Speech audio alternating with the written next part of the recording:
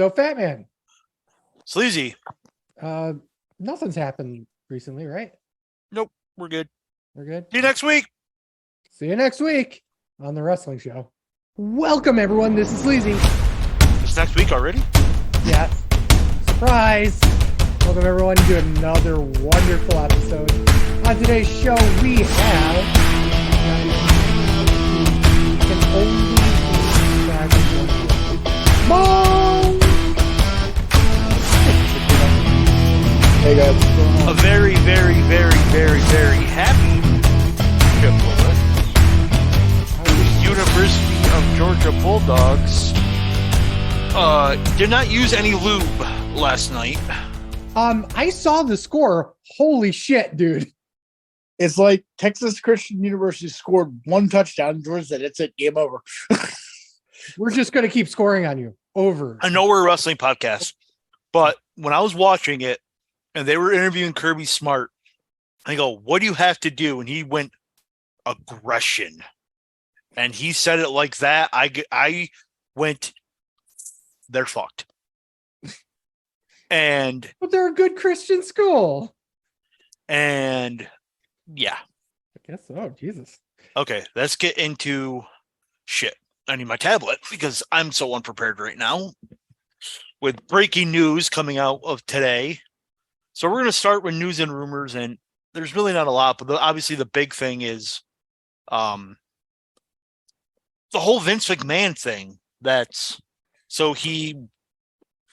Long story short is he wrote a letter to the board saying he wanted to be reinstated because he wanted to oversee media rights deals and a potential sale. The board pretty much messages back saying, "Well, that's good. We're good. We're fine. We're fine." And then Vince is all like, "Well, okay then. If you don't put me on, I own the majority of the shares, so I'm going to veto everything that comes to it unless you reinstate me." So he got reinstated to the board. 3 members of the board resigned, one of them being the lead investigator for this whole thing, which I will get to in a minute. Then news comes out today. Like literally an hour before we go on live. Stephanie McMahon resigns. Nick Khan is the only CEO. Triple H is apparently still in creative. He's the chief operating officer as well. Chief creative officer. Chief creative officer, yeah. So this is interesting. And it's interesting as for a business perspective because there's a couple things that are involved. One being, let's talk about Vince pretty much saying, giving them an ultimatum, reinstate me or else. It's effectively a hostile takeover. It is, but it's not. Well, because hostile retakeover. What I'm going to say, so takeover her? When I read that the lead investigator resigned once Vince was there, this told me it was a witch hunt towards Vince McMahon. They were trying to get him out of the business so they can take over. And now they didn't really think, because you got to also remember, he's a smart man.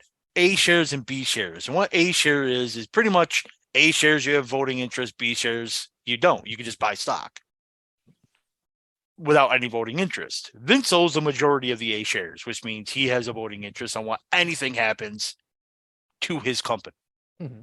And he's had that since October 99 when they went public. So,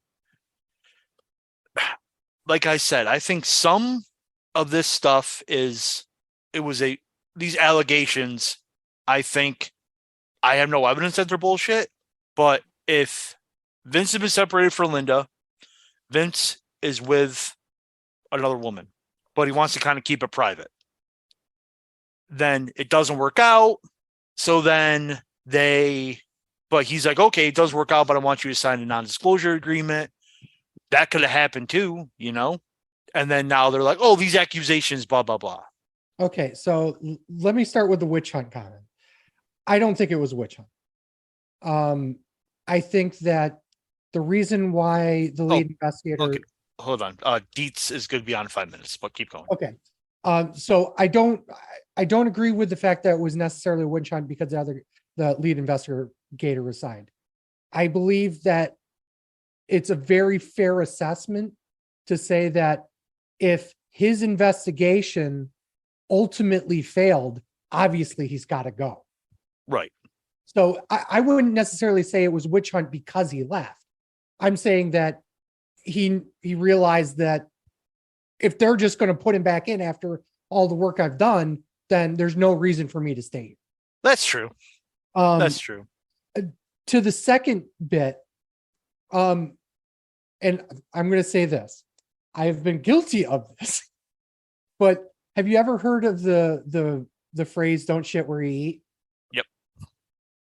eat"? Vince is a prime example of "don't shit where you eat." The only problem is Vince has been fucking where he worked because that's where he always is 20 hours a day. So that hurt. God. So while yes, he probably did some things they probably shouldn't have done in terms of fucking the wrong employee at the wrong time and caused perception of impropriety, even though technically it wasn't, could have cost WWE, a public company, serious money and can cause way more issues than what could have been just a few $1,000,000 here or there. If Vince paid it, that was fine.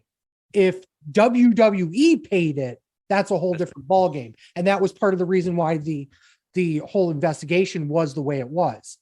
I don't think they would have had a problem if they came to the conclusion that Vince paid the hush money and no actual funds came from WWE's pockets. But I don't believe that was true, because even as this was all coming out, they were supposed to pay back he was supposed to pay back WWE money that apparently WWE had paid out. Which Vince has not yet done that. Correct. Which also that's also added to the fact that as soon as Vince was announced to be back on the board, their stock went up. 21%. It did not go down. It went up 24%. Yes. Well, and as of yesterday, I don't know what it was today, but it went up as of yesterday 24%. So that is for a live show, right? Ridiculous. The highest has ever been. It was at $86. I do believe it's up another 2.73. So currently it is at $90.24. Jesus Christ. When it shot up, it was originally trading at $71. So it's up $20 in 2 days. 5 days. I think I've been saying the whole time there's no sale. There's going to be a sale. There's obviously going to be a sale. Khan was brought in the company to sell the company. According to Conrad Thompson. No, that was way before Conrad ever spoke about this. Because Khan was the absolute best person to facilitate sales. That's what he's done in the past. Whether or not what Conrad said, which by the way was that he would get some huge bonus if he got WWE. Well, he had a friend who know a friend who used to work for the same company. Whatever. For Nick Khan and blah, blah, blah. That sounds like complete full of shit, especially when he said it was more than what AEW would make in a year on their TV deals. That was a big fucking bullshit slight too. Well, here's a thing about this whole situation, and it's fascinating because like Vince is now back as the chairman of the board. Yep. He now runs his own company again. Mm-hmm. He can he could take over. Now there's another thing that also could happen. Say he does sell it. Mm-hmm. You think we'll get to who in a minute. Actually, you know what? Let's get to who do you think would buy it? Who do I think would buy it? How about this? Who would be running for it? Who do you think would be in the running to buy it? there's 5 companies that I believe would have the capital and have the interest to do it. Chip, I know you haven't spoken a single bit since it started, so you all been constantly going. So it's a hard thing to talk about. It is. I know we talked about it in the past of it possibly happening again, but when he put his iron dick out and said, "This is how it's going to be," and you're on like it or leave it, and then the resigning, and then now Stephanie resigning, it's just all like I don't even know how to describe it. It's like I was at work and I got the update on Twitter about Stephanie resigning. I'm just like, wait, what? Why? What? And then I read the article you all posted in the chat. And I do believe there's going to be a sell, and I have an idea of 5 that I think that would be part of that, or would be in the running the sport. It's here's the thing. There's even rumors that Vince wants to take creative over again. I don't think that's going to happen because he was very adamant. Well, again, heels lie. Actually, heels tell the truth. Faces lie. Hey, he had a salmon jacket on when he took over the board. But here's the thing. He was very adamant in his letters. I had all 3 letters, and they were so long. I was going to read them, but I'm not going to. But pretty much he was very adamant that he thinks everybody was doing a great job. That his intent is not to return to creative. His intent is to help with any, again, media rights deals or transactions, and that's it. And so he said it at least 3 times publicly that he has been very much liking what everyone has been doing while he was absent. That does not mean that he will not go back to creative. That's just what Vince has said publicly. As far as people willing to buy the company, there's 8 people who I think are interested, but legitimately, I don't think. There's Endeavor, but they're worth less than what WWE's worth. What's Endeavor? That's UFC. Yeah. Oh, yeah. Okay. Endeavor's. They have something else too. I thought there was something. I can't remember. UFC. Yeah, but they have something else that's. Or maybe that's Liberty Media's UFC. Either Endeavor or Liberty Media.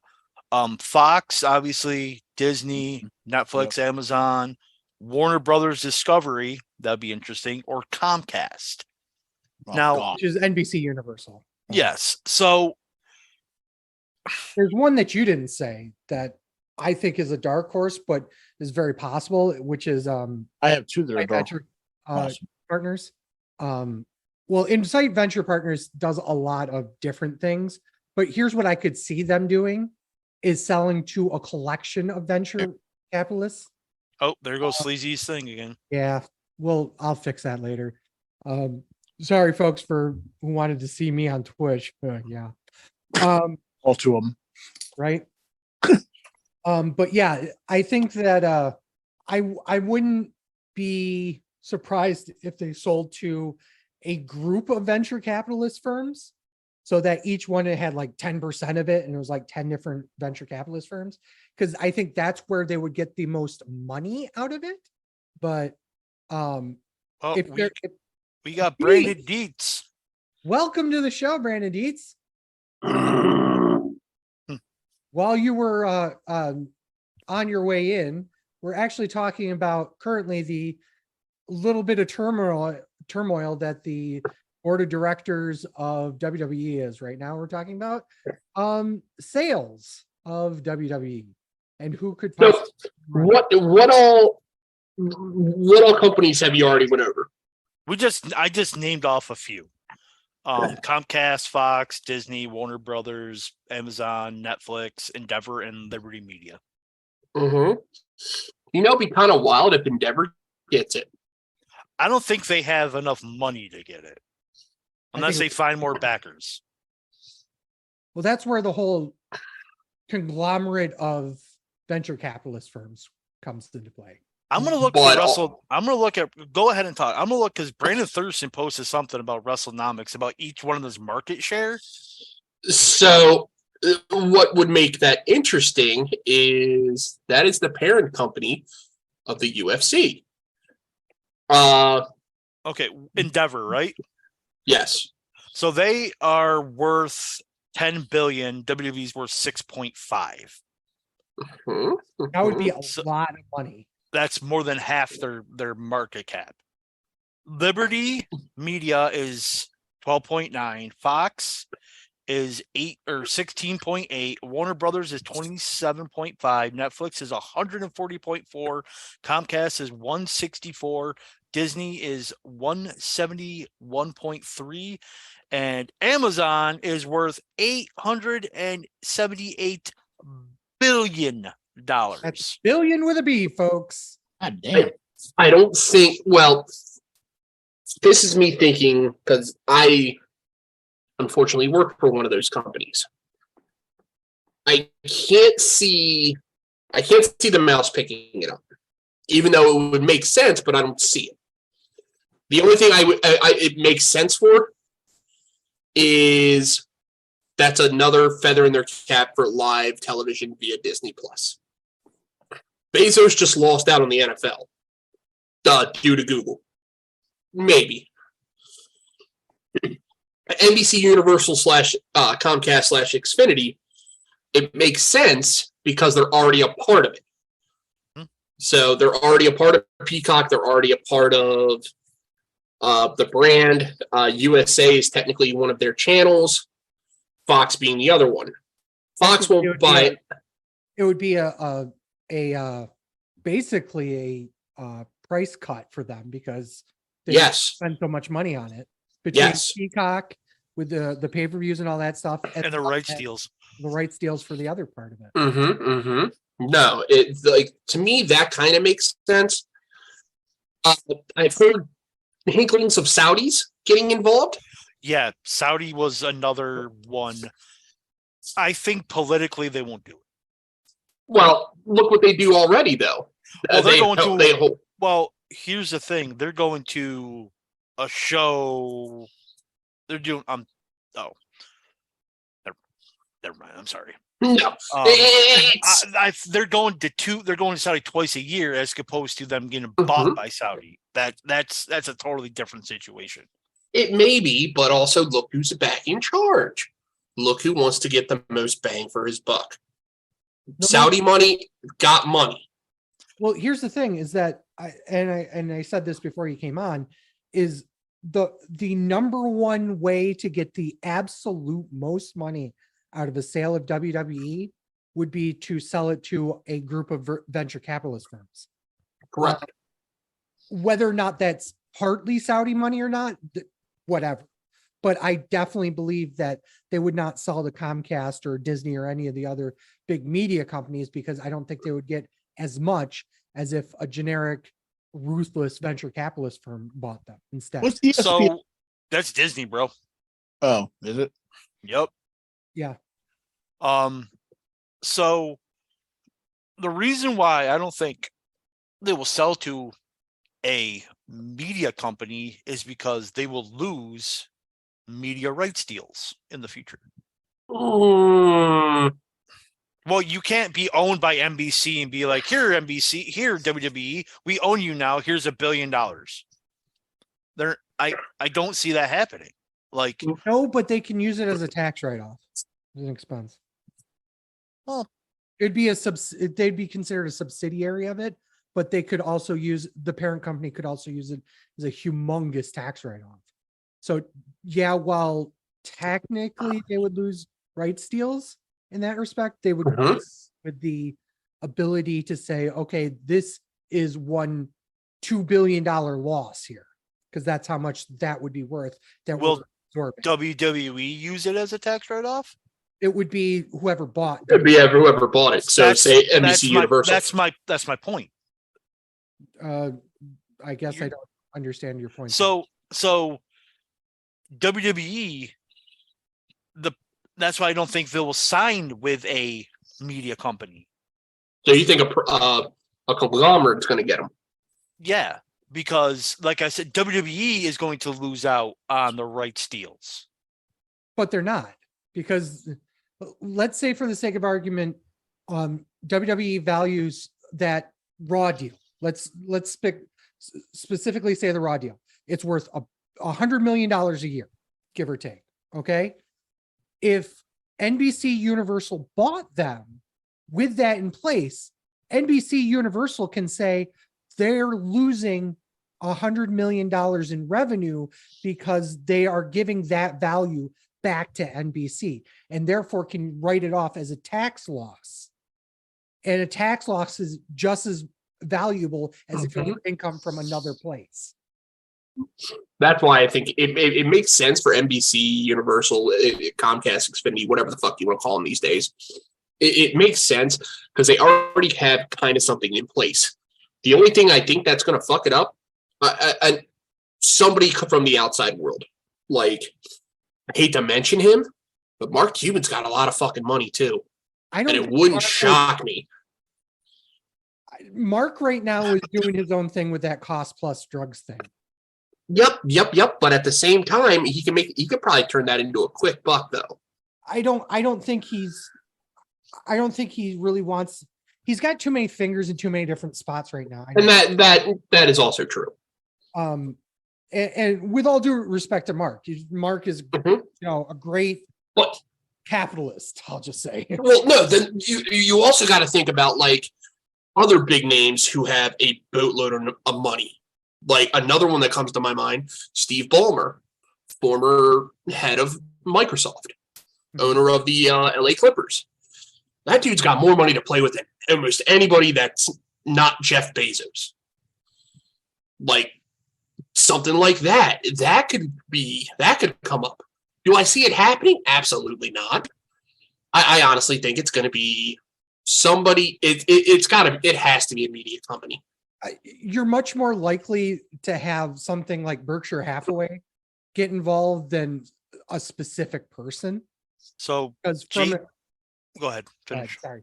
I was just going to say that from a risk standpoint, one person buying the company would be stupid in terms of risk, especially when you're talking about a $6.6 billion company. JP Morgan, WB hired JP Morgan to help the company. Yes. To help them sell. Okay, so they're not selling to anybody like that. Here's the thing. It does not say they hired them to help them to sell the company. It says to hire them to help them for a potential transaction. And a potential transaction could be them going private again. You just punched Chip in the face and sure did about it. Well, sure did. You know, boys, we're forgetting about the other player in the building, Mr. Khan. The other Khan. Bad Khan could literally just drop a boatload of money and be like, he won't. All right, let's go all in. It's not gonna. Nope. I don't think it will happen, but you never know in this fucking world. No, Vince will not allow that to happen. 100%. What I said before is when they talk about. Go ahead. If he overestimates his value, like if he overpays on his value, you say $6.6 billion, and Khan goes, okay, what about an even 8? You think they have that much money? Dude, he's got Saudi oil money. His dad has Saudi oil money. Correct. That's what I'm talking. I'm not talking about Tony. I'm talking about Shad. Like Shad owns everything. Like He's got a fuckload, but at the same time, that's a gigantic risk. Just for his son to say, look, I own WWE. No, it's not going to happen. My point before, a transaction could also be them going back to being private again. That's very possible, yeah. Also a theory that Vince is like, fuck this shit. Fuck the board. Fuck everyone else. Let's just go back to private. Which means that he would have to buy out all his shareholders. That's a lot of fucking money. What's the market cap currently? WWE's market cap is 6.5 million. Billion. My bad. Billion. And Vince owns. So it is now trending.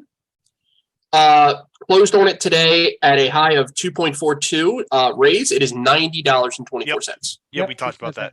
Yep. So Before we came on. it already jumped up with Vince being named. Yep.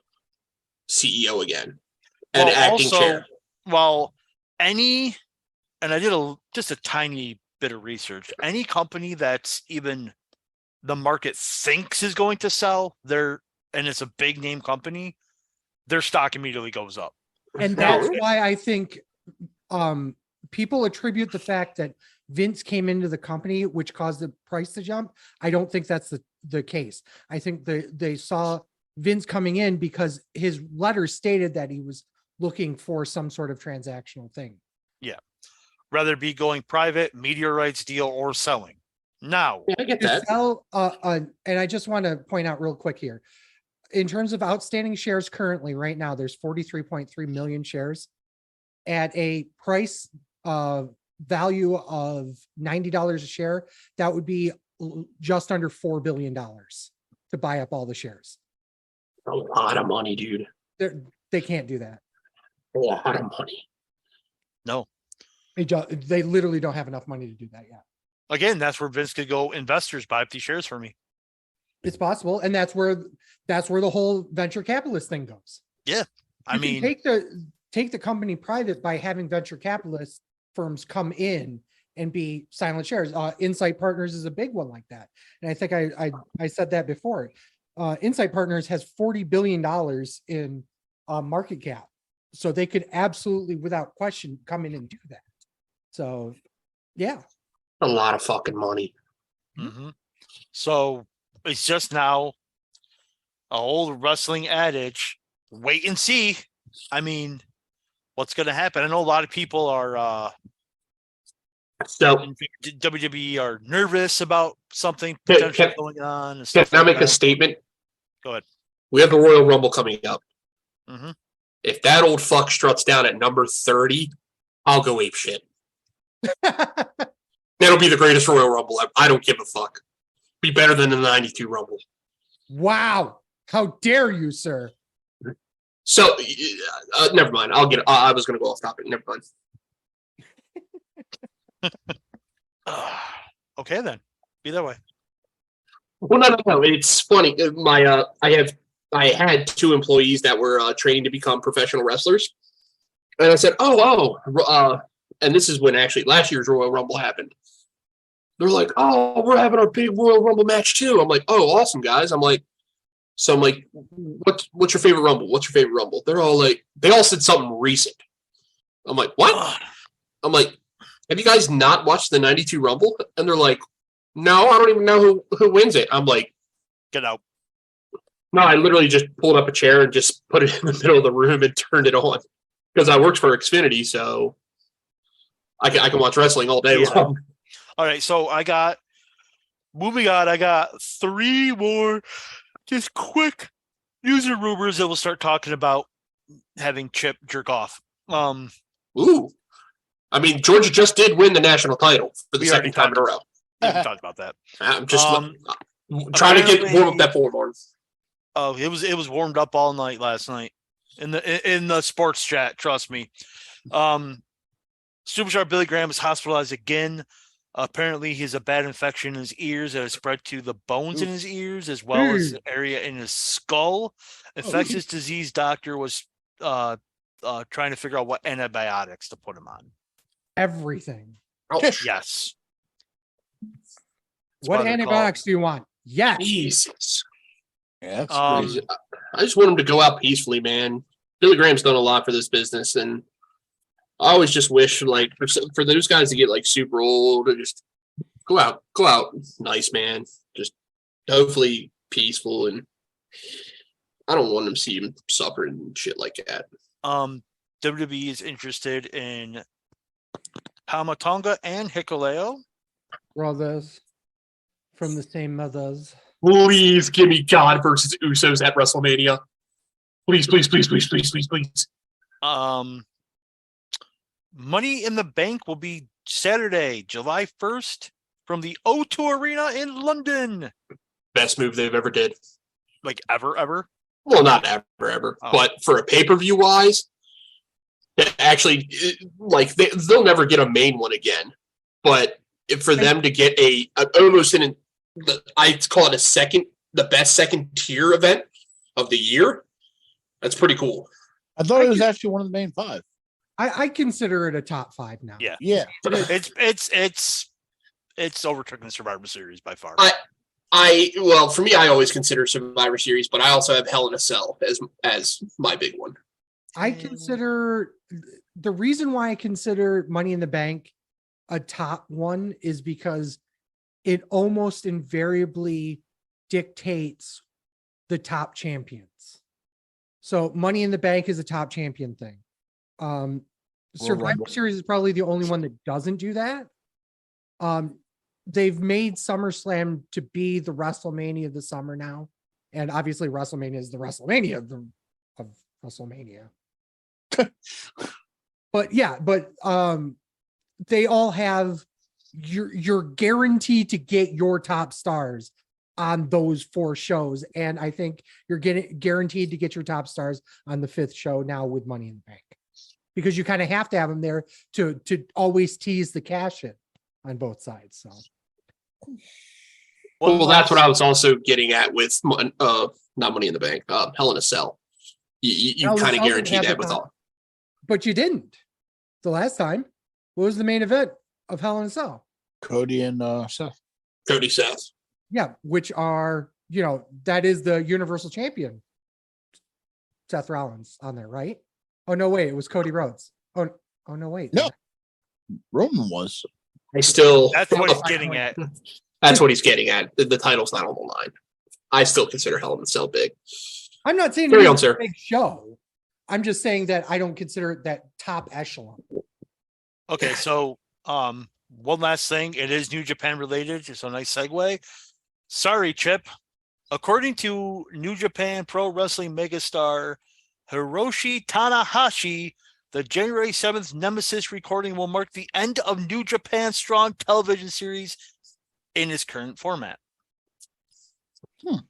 I've heard so many wonderful rumors about this. It seems that overseas tournaments will be announced in a different form in the future. Members of New Japan Pro Wrestling and Strong viewers. This is coming from Tanahashi himself. Yes. I read something about that on Twitter this week. What are your thoughts on this? I'm interested in your thoughts on this. I don't follow Strong that much. I follow the main, but I don't know. I'm not sure. I got to see what direction it goes. I think the fact that you don't follow Strong says all the reason why Strong should end. I was trying to get it out. That's what she said. All right. That's it. All the time. Hey, I got one for news and rumors. Okay.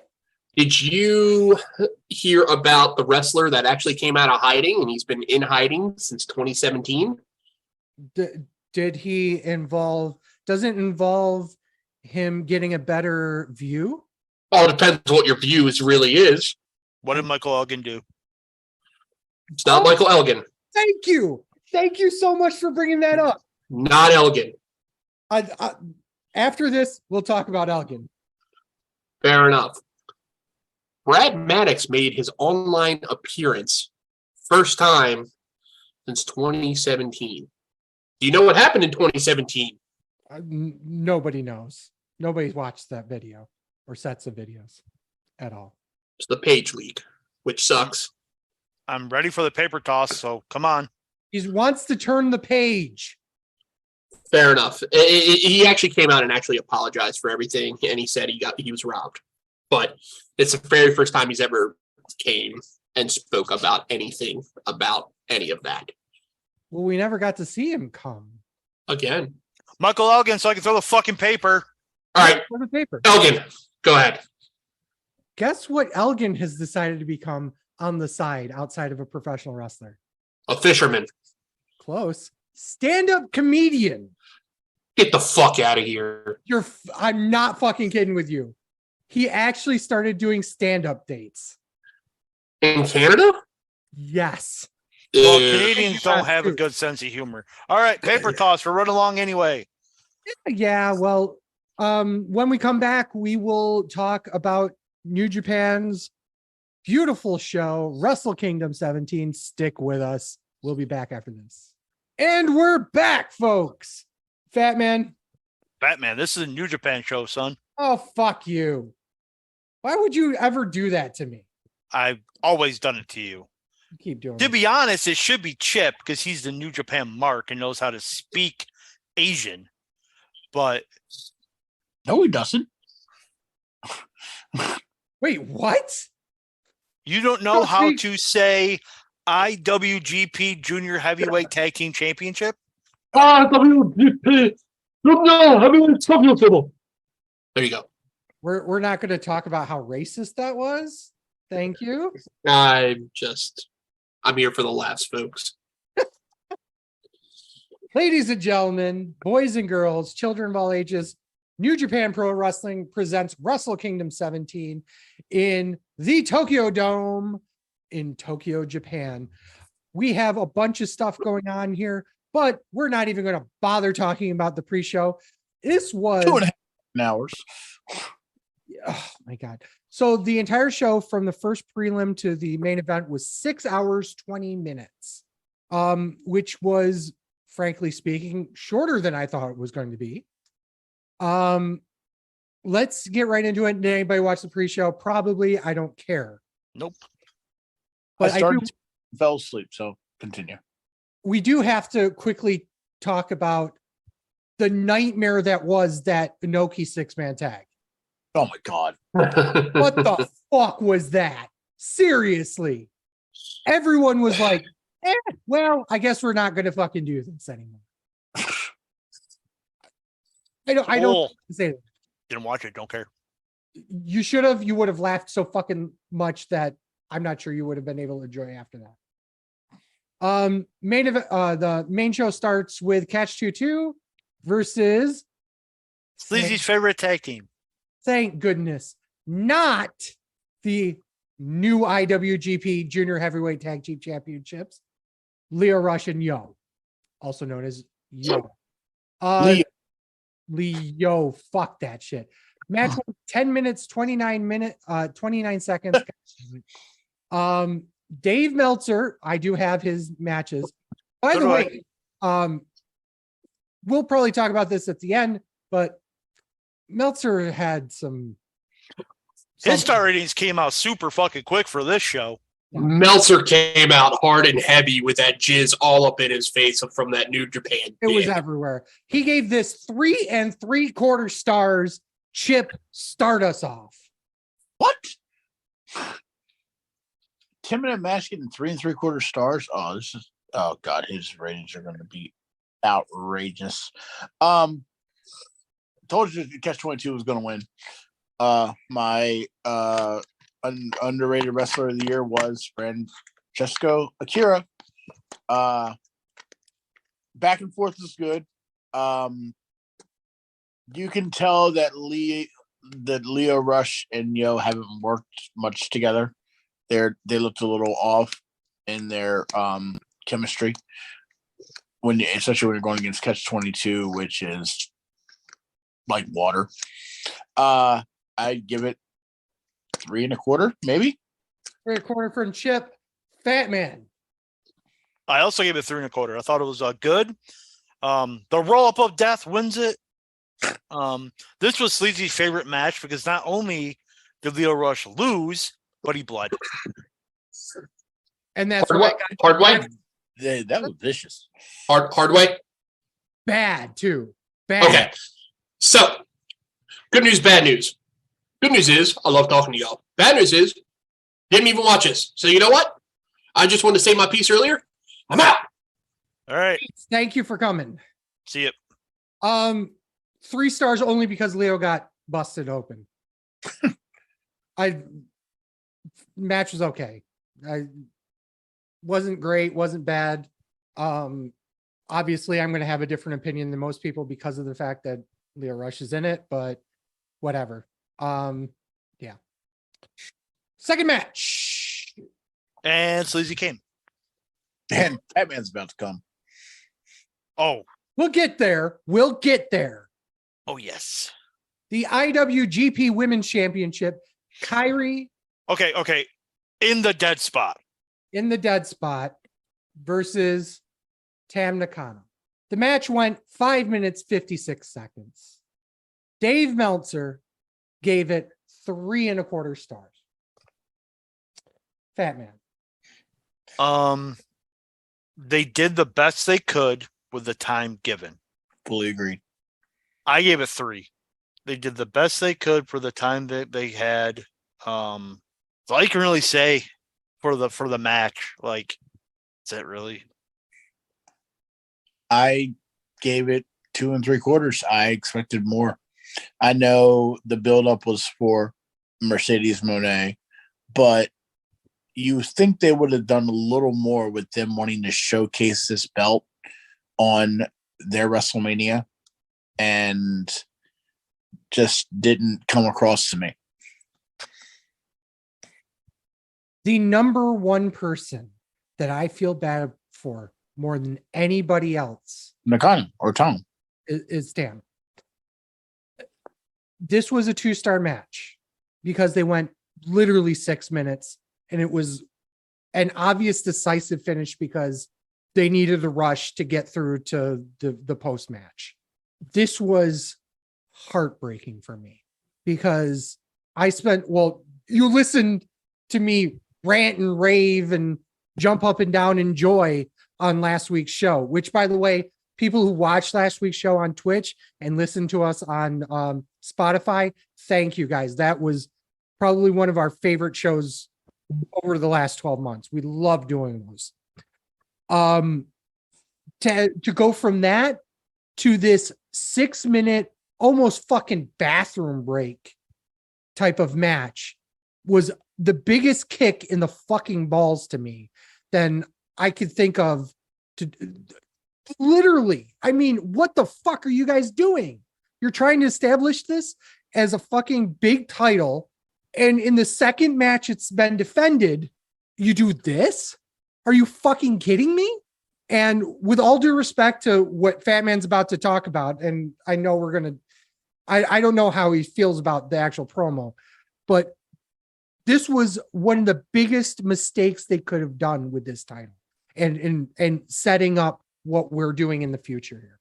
Because So- now you're going to put it on a show that they're probably about to cancel. Possibly. So as we've kind of alluded to this, 6 minutes later, Tam goes over or goes under, I should say. Kyrie goes over. And then lights go out. Holy shit. The worst kept secret. Even Kevin Kelly says it on fucking commentary. The worst During the match. During the match, he match. fucking says it. Yeah. Sasha Banks, now known as Mercedes Moné. Really? You couldn't go with Mercedes Banks? Really? Seriously? They had to go Mercedes. Especially when you're going to go into fucking Japan, you need to do a Monet. Really? Fuck you. Comes down, cuts this shitty ass promo, and does her little gory bomb into a DDT that looks like shit. Stands around, poses for the title, and to the fanfare of nobody. No one cares. You get a couple of people going, "Oh yeah, Sasha," and gets a couple of claps, and that's it. Fat Man, I know you're a huge fan of Mercedes. Take it away. The only thing I disagree with you with, it was a miscarriage for the titles to do it. Because let's be honest, Sasha is a bigger name than Tam. And that event is not canceled. That event actually sold way more tickets after that match was announced. That it like doubled the amount of tickets sold. But I agree with everything you said. Like, this match should have been longer. They could have done this in New Year's Dash, had given these women at least 5 to 7 more minutes. Yep, her promo was the typical Sasha Banks promo. It didn't look like shit, but it didn't look like great at all. It just looked like, oh, that was a move that happened. Like, It looked like she slipped. It just There was an article on what went wrong. I didn't read it though. It's because Sasha didn't give her enough time to flip over to No. take the DDT bump. no. Just put her up there and just threw her back down. And it Came across bad. And I just as much as I love seeing Sasha back in a ring, I absolutely agree with Sleazy on everything except that one point. I don't think it translates. It's going to translate well. Well, here's the thing. They made the right move by putting in San Jose. Yes. Because Mercedes from that area. She's from Fairfield, I think, or something. No, she's not. Bailey's Bailey's from there. no, She's from Boston. no, She's yes. no, Yes. no. Yes. From San Jose. Bailey's from San Jose. Mercedes Sasha grew up in Iowa and then moved to Boston. Mercedes Monet, born in Fairfield, California. Okay, she was born there. Doesn't mean she's That's from my there. point. She was born there. Doesn't mean she's from there. That's my point. What? Okay, you were born in Rochester, but where do you live now? Atlantic City, but I'm still from Rochester. I was billed from Rochester. I will still be billed from Rochester. You're a mark. Shut up. You're an idiot. It's the same thing as fucking Dolph Ziggler, who says he's now resigning in Hollywood, Florida, but he's from Cleveland. Shut up. Point being, Doing it in America will sell more tickets. Yes. yes, because it's a name that everyone knows in Sasha Banks, and it's also a name that everybody knows in Kyrie. Yep. Because everyone knows who Kyrie is, even though they're not really know who Kyrie is. They know who Kyrie is. Yep. But yeah, the point out of all of this is here's my fear. They're going to give it to Sasha? Yes. I don't think they are. I hope not. I hope not either. As a fan, I hope not either. You know, But it reeks we're of on the New same- Japan. yeah, We're on the same page. But it reeks of New Japan that they will give her the title. yeah, because they think she's a bigger star. Yep. And it's like, I hate to say this, but it's Tony Khan syndrome. I was thinking the same thing. Yeah. Oh, look, we have a new bigger star. We need to throw the title on her. You know, but whatever. Well, I'm not saying, and I'll be, with all due respect to Kyrie and what she's done for the business and what she's done in terms of revitalizing career in Japan. Yes, Mercedes is a big star. I cannot take that away from her. Is she a draw in Japan? No. Well, we'll find out. Nope. Let's continue on. Tag team match for the IWGP. Whoa. Yo, dog, I heard you like tag team matches. Thank you. You didn't say it the first time. I let it slip. This time, I no. didn't actually. I'm sorry. I do apologize for that. Bishamon, the New Japan World Tag League champions, Hiroki Goto, Yoshihashi, versus the IWGP and now only IWGP Tag Team Championship or champions, FTR. The match went, that can't be right. 10 minutes, 10 seconds. It felt longer. Meltzer gave it 3 3/4 stars. Overrating piece of shit. I agree. It was 2.5 star match. It was, To me, I got to look. Hold on. To me, I'm just looking at my star ratings. Yep. This was my worst match of the night. wow. It was not my worst match of the night, but it was down there because of Kyrie. It was an okay match for a house show. You're absolutely right. Like, it was just okay. Like, FTR kind of reminds me of, like, they need 30 minutes to get going. You know what I mean? So them just losing to one finisher just out of nowhere was just like, huh? It felt weird. Yeah. It felt weird. Mhm. Chip, what do you think? I mean, same. It was one.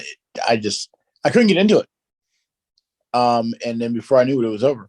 I was like, "Well, I mean, we all knew it was going to happen. We said it was going to happen, but I don't know. It was definitely not an FTR match that I normally want to rave about. So 2.5. So we all agree there's an okay match for a house show. Yep. Most of our tag team guys of the year last year. Seriously. Right. Match 4 or 7, depending on how you're counting. Zack Sabre Jr. versus Ren Narita, the tournament final for the New Japan World Television Championship. World movie title or movie ticket title? Yes. 10 minutes and 32 seconds. Zack Sabre Jr. stretched the shit out of Ren Narita and won. Shit. Well, we knew it was about time for Zack Sabre to win a title. Good match. I expected more, honestly. I was super hyped for this match, and it didn't hit the way I wanted it to. But still, it was a good match. I give it 3.25. I forgot to tell Meltzer's rating. Meltzer gave it 4 stars. What? I'm getting a headache. Wasn't a 4-star match, to tell you that. It showed they have really good chemistry in the ring. I did like that. It showed that Narita is still, he's going to be good, but he's still got some learning to do.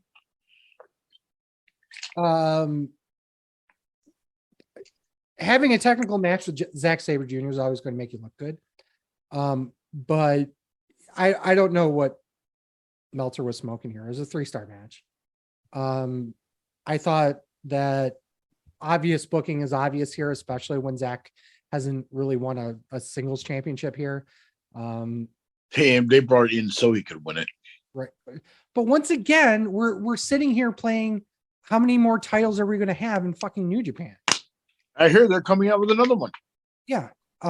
So whatever. I'm glad for the win. At the end of it, TMDK came out and gave Zack Sabre Jr. a shirt. Now he's part of TMDK. Cool. Whatever. Fat Man. 3 stars. It was good. Fuck Dave Meltzer. He's an overrated piece of shit. Cool. Wow. Okay. Match number 5. Holy shit. WWE superstar Carl Anderson, and also the Never Open Weight Championship, versus Tama Tonga. This was 9 minutes 35 seconds. He hit that stunt on that ramp. Oh my god, that hurt me. Yeah, Meltzer gave this, and I'm shocked, 2.75 stars. Underrating piece of shit. Fully agree. This was way better than I expected it to be. Way better. I knew it was going to be good, but I didn't think it was going to be that good. I gave it 3.5. I thought it was fucking really good. Anderson had the most heel heat of anybody on that show. And I loved it. Fucking loved it. Anybody. The crowd booed the shit out of him. It was great. It was a lot of it stemmed from the press conference that he had the night before. It was absolutely great. It flowed right into the match itself. If you never watch the press conference, which a lot of people don't when they watch like Wrestle Kingdom like this, usually it's a one and done for most fans. When you're talking about like even semi-casual fans, they'll watch Wrestle Kingdom, and like Wrestle Kingdom like this, usually it's a one and done for most fans. When you're talking about like even semi-casual fans, they'll watch Wrestle Kingdom, and that's about it. They won't watch the build up to it. So that being said, this was great too. Yeah, you're absolutely right. I thought this was amazing. I gave this 3.5 stars. I thought this was better than the Zack Sabre Jr. match. Yep. Which kind of shocks me with what Meltzer gave this. I don't understand why he did that, because Carl Anderson's now fully WWE and not NJPW. So it's still a good match. It's bullshit. It's really bullshit, especially when, spoiler, we're going to go into the other Joe Dog. I heard you like trios matches. ×2. 6-man tag team match. Oh wait, Chip, what'd you give it? Sorry. Oh, I gave it 3.5. as well. I mean, I didn't find anything wrong with it. That stun going on the ramp, I'm just like, oh god damn. And then inside the ring, I mean, the right guy went over. We knew it was going to happen. But now, what if Tommy Tonga comes to WWE? That's going to be the most hilarious thing in the world. If they spent all this time. Well, the funny part is they would have, if they didn't drop it to Tama Tonga, they would have dropped it to Hikuleo before, who was also rumored to be going. I'll take Carl Anderson and Tama Tonga in a match again. Well, I'm not saying I wouldn't. I'm just saying that no matter which decision they went with, they're dropping it to somebody that was potentially going to WWE. Yeah, it's funny. 6-man tag match. LIJ, Naito, Sonata, and Bushi. And fuck you, Fat Man, before we continue. Fuck you. God fucking damn it. Exactly what happened. Bushi's the fall guy, bro. Christ. Tanahashi, Umino, and technically not the Great Muta, but Kaiji Muto. So technically, this was Muto's last match, even though he had worked the historic crossover as the Great Muta, and that was technically the Great Muta's last match. Fuck you for your technicalities. Meltzer gave it 3.25 stars. Are you fucking serious? He gave this 3.25 stars, but Tama Tonga and Carl Anderson 2.75. Stop sucking dick. Seriously. Match, in my opinion, 2.5 stars. Obviously, this was a tip of the hat to Muto and just everything like that. He should have put somebody over. I will always be that person. You always leave the business on your back. But he didn't, so be it. There you go. Chip. Same. It was good for nostalgia purposes, but it wasn't honestly something I was looking forward to. Batman. I thought it was better than what it was going to be at 2.5 stars. Like I thought it would be better, or I thought it'd be worse than what it was. To be honest, I was like pleasantly surprised that I'm like, oh, this actually is an average match. I mean, you still had Tanahashi and Naito in there. Right. So, I mean, I think there was a good chance it could have been better, but it wasn't. Fatal 4-way, IWGP Junior Heavyweight Championship. Taiji Ishimori versus Takahashi versus El Desperado and versus Master Wato. 16 minutes, 43 seconds. Dave Meltzer gave it 4.5 stars. Batman. I'm like, cool. 4. My pick, Desperado, was a non-factor throughout the whole match. Don't even know why he was in it. Like he did nothing. Master Wato, no selling a chair shot was absolutely ridiculous. He gets hit in the back of the chair and just literally just stands right up. There were way too many count-out spots in a multi-man match. Yeah, that was kind of strange. But the action was your typical junior heavyweight title action. So despite his flaws, it was still 4 stars. Chip. Same, 4 stars. I thought Desperado was going to go over as well. The count-outs were the only one that I really thought was kind of cool was the one where they hit 19 and all 4 jumped to the ring at once. But other than that, the others were just ridiculous. It was a cool spot. But yeah, that's what I liked about it. But that chair shot and no selling it, really? What the hell? I consider this one of the outside of the chair spot, Master Wato's coming out party. He's improved a lot since going on this tear. I'm surprised they gave it to Hiromu though. I'm not, because at the end of the press conference, he was like on apeshit bananas about something. Of course, I couldn't understand it because they didn't have any translation and it was all in Japanese. But he was like yelling at everyone and yelling. So I knew that when I saw that, I was like, well, shit, Desperado ain't going to win. I didn't expect Desperado not to be a factor at all. That was shocking. But, yeah. I'm surprised that Taiji didn't win. I really am surprised. I'm surprised that he didn't win, and I'm surprised they put it on Takahashi out of all the three contenders. Because I have a note on that at the end of the show. Okay. Still, the match was pretty goddamn good. It was, once again, 4-star match, full of action. Enjoyed quite a bit of it. Couple spots were kind of iffy.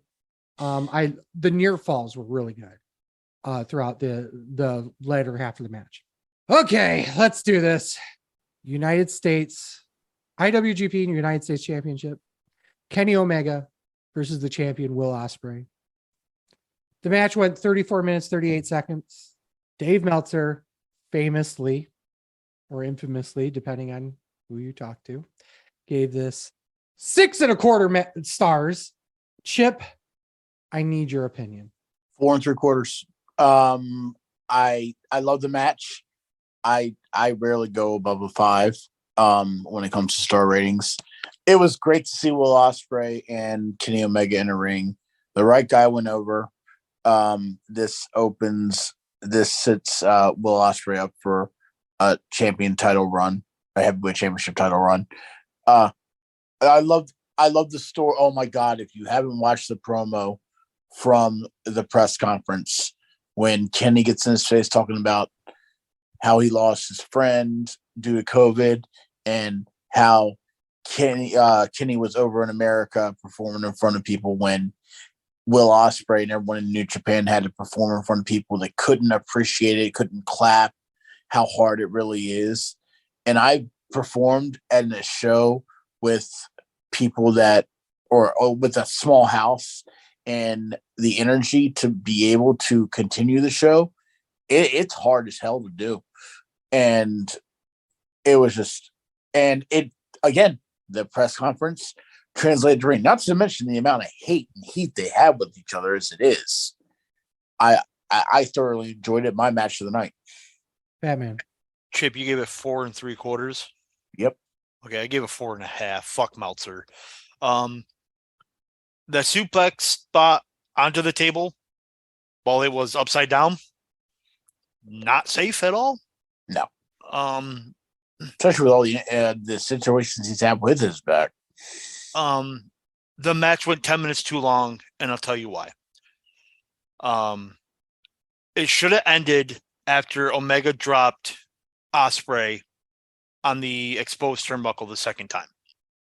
There was no need for Ospreay to get 10 minutes worth of comeback because they built the story up to that point, and then they just negated it by doing the comeback. If that match would have ended right there, that is a 5-star match. It felt like they wanted to put on some epic, and it would have been an epic if they just stuck with the story that they told. And instead, it went 10 minutes too long, and it actually hurt the match. Okay, the bullshit with the 6.25. Let's throw that out. Let's get the fuck out of here. Technically, from his star ratings, that would be his second best match he's ever rated. Mm-hmm. Outside of Okada Omega from Dominion, I think it was. I give this 5 stars. It's not missing anything from me. It's absolutely everything I wanted in the matchup. I disagree with the fact that the 10 minutes of comeback, I disagree with that 100%. I feel like that it was needed because you had Ospreay fighting for his life in a match against somebody that he felt was in a shadow of. You know what I mean? You needed that. You needed that huge comeback for just tell that story. In terms of and once again, this goes back to how are they building the match? If you look at it just by the match itself and nothing more, I would agree with what Fatman's saying. But because they did so much work before that, I think it needed it to make it a better match. And I agree with you there. I as well agree with the comeback because it made you think that Will was going to finally beat Kenny. I disagree with both of you because if they have a series of matches, what better way for Omega to completely destroy Ospreay the first match? It gives Ospreay a reason to fight again. Now it doesn't. He had his comeback, and now it's just like, oh, now they're just going to have another match because this one was so good and everyone wants to see it again. That's my take. The story told, there's no reason to fight now. I disagree with that because they did the same thing with Okada and Omega. It's did the same storyline. There's no reason to fight. Well, there was no if you play that, then there was no reason to have. There was no reason to fight. Omega I literally just said the reason why is because this match is so good and people want to see it again. That's what happened with Omega Okada. It was just really good. I'm not saying it's not a great match. It was an excellent match of the night, but no, I disagree with that as well because they told the same story after the fact. Is that Omega needed to beat Okada, and I think in this circumstance, I think it made it better that he tried so hard and threw everything at him and just couldn't make the one bit over. You know for a fact that Will Ospreay will be kicking out of the One Wing Angel at least once. And I think when that happens, that's when Will Ospreay wins. okay. I'm just saying you can't have him kick out of the One Wing Angel in this match.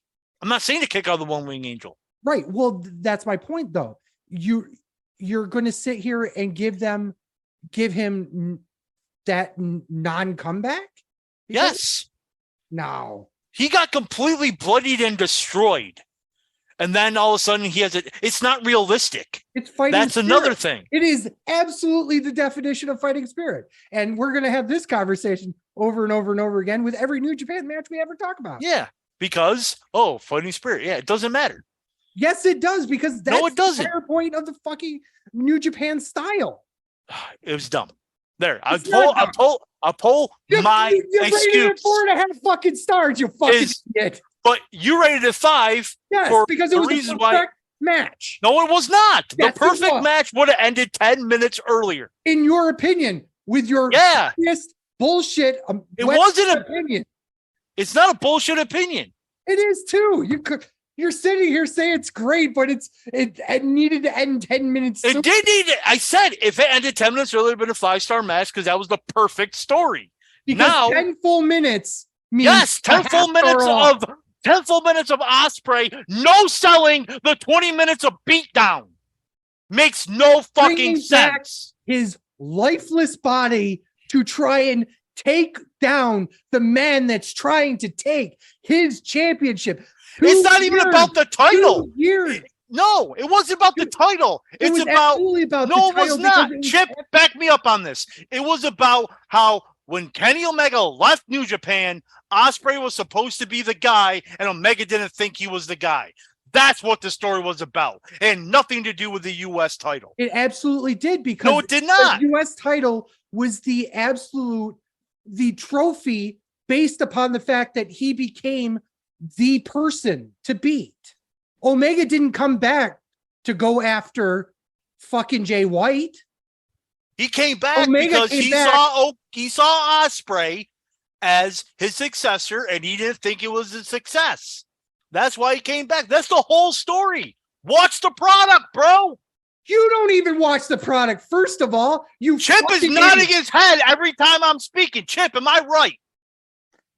Yes, you are. And what the fuck is this shit? I mean, yes, the U.S. title was Kenny's way of getting back at Will Ospreay by taking it from him. Yes. But the whole reason for it to happen is because when Kenny left, Will Ospreay was supposed to be the guy, and in Omega's eyes, and he proved it by going to take his title, he's not the guy. And he thought he left it in good hands. And what better way to say you're not the guy when I just beat the shit out of you?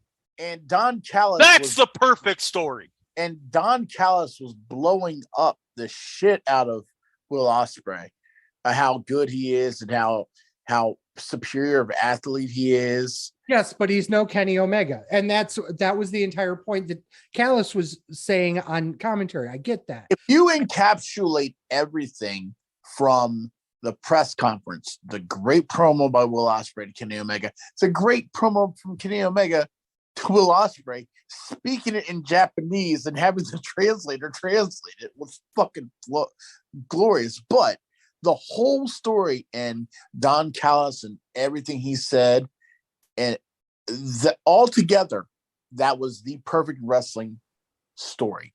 Then why did you give it 4 3/4 stars? Because towards the end, it got a little unrealistic to me. Oh, for fuck's sake. Boom. It was What 35 perfect minutes. story of how Omega didn't think Ospreay was the guy when he beats the shit out of him. It gives Omega I took your U.S. title and I beat the shit out of you. And it gives Ospreay a chance to fight back. Now it's just all like, oh, well. No, it didn't. I gave him everything I have. Now, you beat me. It's not that's not the better story. It is the better story. No, it's not. And it was the better match. Like I said, I think from the press conference to the match to everything that was said by Don Callis, it encapsulated a perfect situation. And it continued on with the fucking post-match conference. Which It was beautifully done. I didn't see that, actually. I didn't either. Ospreay sits there and bears his fucking soul about losing the title and what it meant to him and everything about it. Oh shit, I'm going to watch that. Jesus Christ. You sit here and complain about me not watching fuck you guys. Oh, you watched a press conference. I watched all the press conferences. You watched a press conference. Anyway, let's go to the next match. You're an idiot and whatever. I'm right, you're wrong. I'm always right, you're always wrong. Nothing new on this show. New year, same old shit. Yeah, you're claiming that you're right when you're not. I'm right. Final match, Okada versus the champion Jay White, singles match for IWGP World Heavyweight Championship, 33 minutes, 30 seconds. Dave Meltzer gave it 19,000. Oh, no, wait. You only gave it 4.5 stars. Still overrating. Still an overrated piece of shit. I expected this to be better. Same. I gave it 4. I mean, we all knew Okada was going to win the belt. Okada will be. That's not true. Well, Okada will be a transitional champion until Will Ospreay becomes champion. Which is exactly what I said on the show beforehand. Yeah. But everyone disagreed. After his series of matches with Omega, yeah. I'm waiting. So you mean Okada's going to be like a 9-month champion? That's a transitional champion? No, 6. It's going to happen. Still not a transitional champion. A transitional champion's like a month. The point was that Okada was going to be the in-between person between Jay and Will. I don't think it's going to have a Dominion. I think that's where they're going to have Ospreay Omega again. I think they're doing a U.S. show before then. I think Ospreay wins G1 and faces Okada at next year's Wrestle Kingdom. That's what I think. That kind of poses the question because that's the end of Will Ospreay's contract. That's a whole nother bag. Mm-hmm. Anyway, back to this match. 3.5. 3.5. Like it was a good match, but they've had way better matches. They had better matches at G1. Yeah, they did. G1 Super Show and freaking Madison Square Garden was way better than this. I know it was there. This was Jericho Triple H. I'm surprised Sleazy's not watching the Golden Globes because there's Asians all over it. Probably. Michelle's probably watching it downstairs. No. But yeah, they kind of mailed it in, it seemed like. Yeah. I think we all said the US title should went on last. Excuse me. It took the sales. Yep. Of White. They put the main event in the dead spot is exactly what they did. Which who does that a lot? WWE. Well, that's what I was referring to with Jericho Triple H. Like, it's just, I don't. How do you follow? How do you follow that perfection of a match? Well, with those two, they I could. don't know what delusional you're on. The fuck out of here. Goodbye. But with those two talents, they could have upped that match, and they didn't. Which begs the question: did Gato be all like, "Don't go balls to the wall"? Probably. Yeah. Because they wanted the match of the night to be Will Ospreay and Kenny. Then why not put on fucking last? Exactly. That's it's such a strange fucking.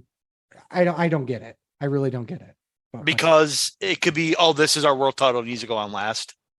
Mhm. That's basically what it was. But even they've not done that. But it's funny because when it came to the last two matches and Kevin Kelly said it was the US, I was like, so what? They're going to burn the house down and leave nothing for Okada and White? Well, they did. Yep. So. In a perfect match. Jay Leno Okada wasn't. There was no perfect match on this show. I don't know what the hell you're talking about. When was the last time they had that? IWG. I think it was 13. It was the last. What? It wasn't.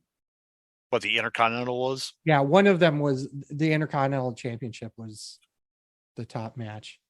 And get to Sleazy's point that he said the last show or the couple shows before, they bring in the TV title, or maybe in this show, they bring in the TV title, but yet they got rid of the Intercontinental title? Yeah, it's they bring I in the don't- TV title. They have the King of Pro Wrestling is now a title. Yeah. Yeah, I don't get it. And then at the end, you have, oh my God, why is his name escaping me? As soon as the match ended, I turned it off. Dragon, fucking, what's his name? Shingo. Thank you, Takagi. Come out and basically say he wants the title. Congratulations to Okada, but he's like, I'm next in line. Good for him. But I'll take Okada and Takagi. there it is. It was Wrestle Kingdom 8. So it was quite a long time ago. It was Nakamura versus Tanahashi. The undercard was Okada Naito. That was nearly that was 9 years ago. So, but yeah. Sorry, go ahead. No, okay, never mind. The math doesn't add up. I thought you said 13. I'm thinking maybe 2013, but that was 10 years ago. Oh yeah, no, this was 2014. Overall thoughts on the show, folks? Oh, what'd you rate the last match? Oh, 3.5. I agreed with you. Oh, okay. Because I'm now writing down everyone's star ratings. Good So for you you. can rub in our faces.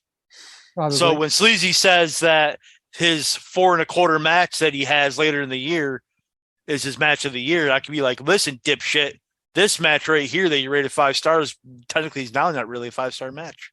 Because it's not a 5-star match. That doesn't work that way for one. And that definitely is a match of your candidate. No. We are, according to Fat what? Man, no, it isn't. I'm not saying it's Only not. We 4.5 are what? stars. We're 10 days Yeah. in. It's the best match of the year right now.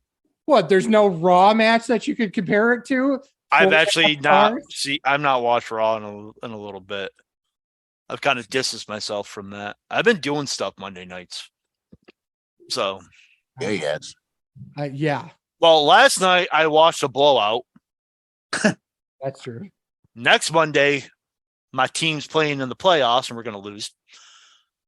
Be glad you did it. Just be happy you're there. I'm not. We should be way better than what we are. We should be in the buy spot. Not Shit, in put yourself over. the 4 spot. Best Darn Sports Show Period 2 with the Fat Man. We go live Wednesday nights at 9 p.m. A lot of football talk. Gonna talk Georgia. Gonna talk Tampa. Gonna talk how bad Washington fucked themselves by putting Carson Wentz in 2 weeks ago. Gonna talk some hockey. You can find me at TWS_Mark with 4 A's. Fuck Ryan. Ryan Back in rehab. back in rehab.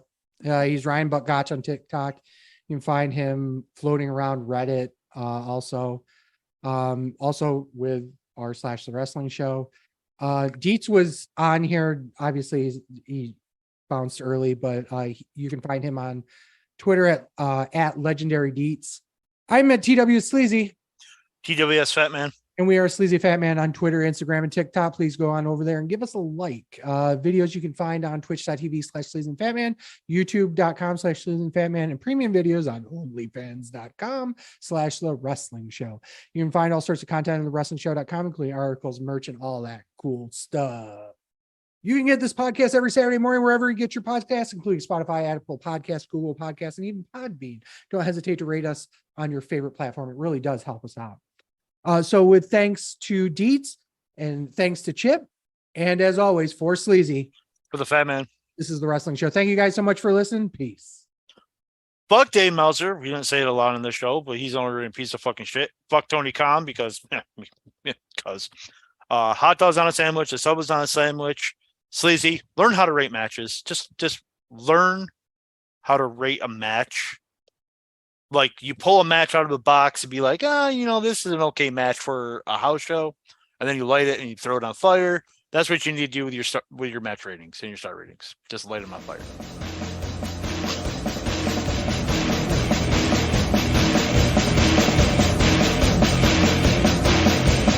I'm a truth that you seem to run from. I'm an army of one. I'm a clip in your gun.